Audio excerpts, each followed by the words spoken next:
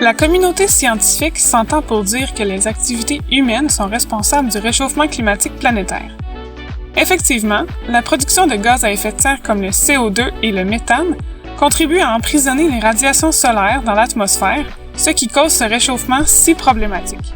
L'agriculture fait souvent partie de la discussion lorsqu'on parle de changement climatique. Elle est effectivement responsable d'environ 11% des émissions de gaz à effet de serre au Québec.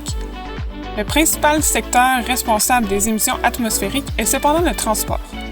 La production de gaz à effet de serre reliée à l'agriculture est générée par la gestion des fumiers et des sols agricoles, l'épandage de chaux et d'engrais, ainsi que par la digestion des ruminants, aussi appelée fermentation entérique. Contrairement à la croyance populaire, les gaz produits par les ruminants sont excrétés en majorité par leur bouche.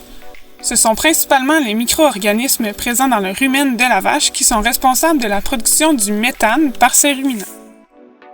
C'est le rumen qui permet à la vache de digérer des aliments riches en fibres que les humains ne pourraient jamais consommer.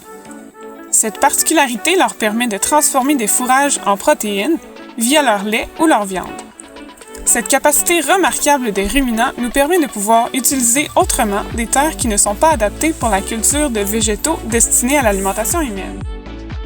Il existe de nombreux gaz à effet de serre.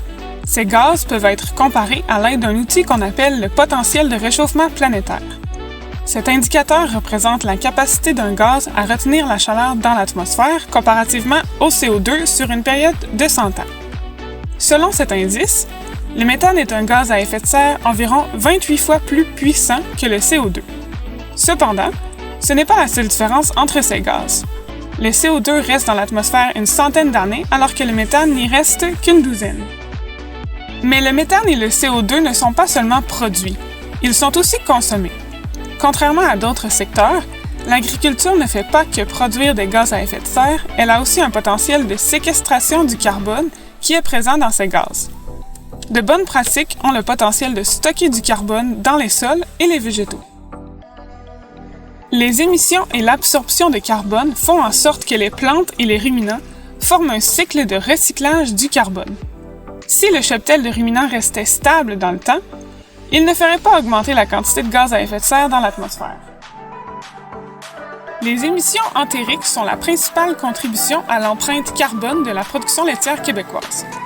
Entre 2011 et 2016, l'amélioration des pratiques a permis de diminuer l'empreinte carbone de cette production de 8,7%. L'agriculture a un rôle à jouer dans la protection de l'environnement.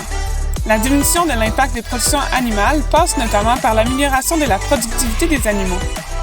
Plusieurs bonnes pratiques ont déjà été adoptées et les innovations continueront d'être nombreuses dans l'avenir.